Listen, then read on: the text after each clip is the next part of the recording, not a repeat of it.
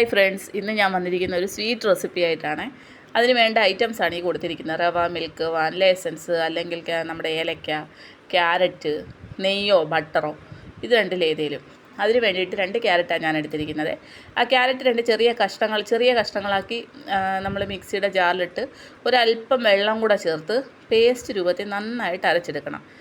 ഞാനിപ്പോൾ ഇങ്ങനെ ഇട്ടേക്കുന്നത് കൊണ്ട് എനിക്ക് ചെറിയ കഷ്ണങ്ങളായിട്ടൊക്കെ അവസാനം കിട്ടിയായിരുന്നു. അതിൽ നിന്നൊക്കെ നന്നായിട്ട് അരച്ച് ഞാൻ പേസ്റ്റ് രൂപത്തിൽ തന്നെ ഇങ്ങനെ എടുത്തിട്ടുണ്ട്.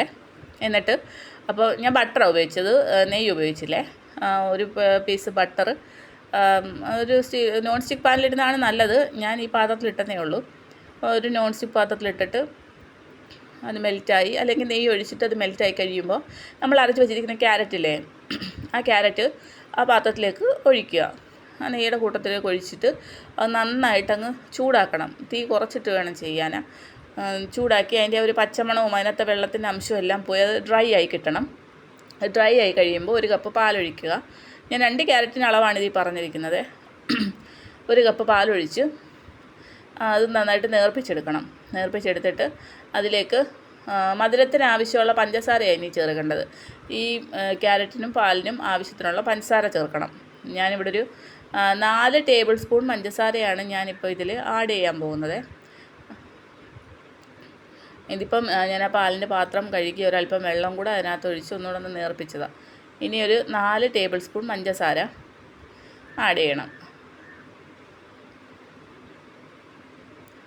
4.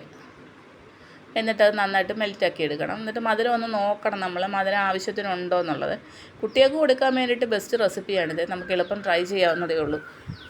ഈ 5-6 ഐറ്റം ഉണ്ടെന്നുണ്ടെങ്കിൽ നമുക്ക് വീട്ടിൽ ഉണ്ടാക്കാം. എന്നിട്ട് അതൊന്ന് ചൂടായി വരുമ്പോഴത്തേക്ക് അതിലേക്ക് 1 കപ്പ് റവ, ഒരു പാത്രത്തിന് 1 കപ്പ് റവയാണ് ഞാൻ എടുത്തത്. റവ ഇടുമ്പോൾ തന്നെ ആ പാലിൽ അതങ്ങ് ഡ്രൈ ആയി കിട്ടും. റവ വെള്ളമെല്ലാം വലിച്ചെടുത്തിട്ട് അതങ്ങ് പെട്ടെന്ന് ഡ്രൈ ആവും. നന്നായിട്ട് ഇറക്കി കൊടുത്ത് അടി പിടിക്കാതെ നോക്കണം. നോൺ സ്റ്റിക്ക് പാനാണെങ്കിൽ അടി പിടിക്കത്തില്ല. ഇങ്ങനെയുള്ള പാത്രങ്ങളെ ഉപയോഗിക്കുന്നുണ്ടെങ്കിൽ, സ്റ്റീൽ പാത്രങ്ങളാണെന്നുണ്ടെങ്കിൽ അത് പെട്ടെന്ന് അടി പിടിക്കും. അപ്പോൾ അല്പം പാലും കൂടെ ഞാനിതിലേക്ക് ആഡ് ചെയ്യുന്നുണ്ട്. ലാസ്റ്റ്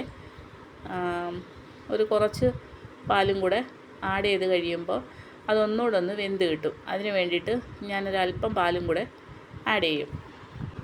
പാൽ ചൂടാക്കാൻ ഒഴിക്കുമ്പോൾ തന്നെ നമുക്ക് അതിനകത്ത് ഏലക്കായോ വാനില എസൻസോ ചേർക്കാം. ഞാൻ പക്ഷേ വാനില എസൻസ് ചേർക്കുന്ന കാര്യം വിട്ടുപോയി. ഞാൻ വാനില എസൻസാണ് ചേർത്തത്, ഏലക്കയല്ല ചേർത്തത്. ഏലക്ക ചേർക്കുന്നത് നല്ലതാണ് കേട്ടോ. റവ ഇടുന്നതിന് മുമ്പായിട്ട് ഏലക്ക അതിനകത്ത് പാലിൽ മിക്സ് ചെയ്താൽ മതി, പൊടിച്ചിട്ട്. എന്നിട്ട് ഈ പാലും കൂടെ ഒഴിച്ച് അത് നന്നായിട്ട് ഇളക്കി ആ റവ നന്നായിട്ട് വേവണം. അതിന് വേണ്ടിയിട്ട് നന്നായിട്ട് ഇളക്കി ചേർത്ത് റവ കട്ടാതെ നോക്കി നന്നായിട്ടത് പാത്രത്തിൽ നിന്നൊരു വിട്ട് വരുന്ന ആ ഒരു പരുവം വരെ ഇളക്കി കൊടുക്കണേ. എന്നാലേ അത് വെന്തൂന്ന് നമുക്ക് ഉറപ്പിക്കാൻ പറ്റത്തുള്ളൂ. പാത്രത്തിൽ നിന്ന് വിട്ട് വരണം.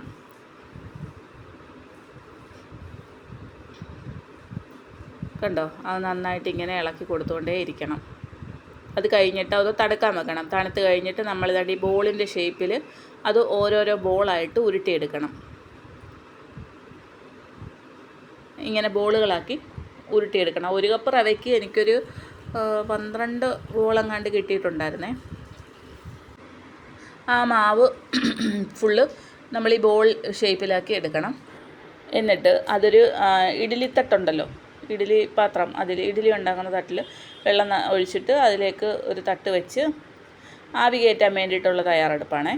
ആ ബോൾസ് എല്ലാം പെറുക്കി ഈ ഇഡ്ഡലി ചെമ്പിൽ വെച്ച് ആവി കയറ്റിയെടുക്കണേ.